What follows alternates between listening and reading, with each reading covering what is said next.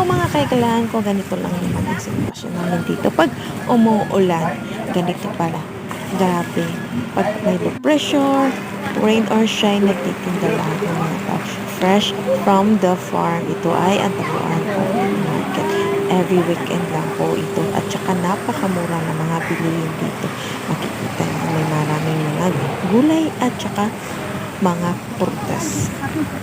Galing pa to sa bukid, kaya mga kaibigan ko, support natin ang mga local farmers natin. Dahil maliit lang ang kanilang kita at galing pa to sa bukid lang.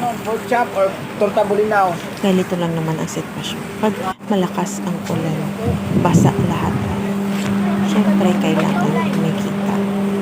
Thank you for watching. See you for the next vlog.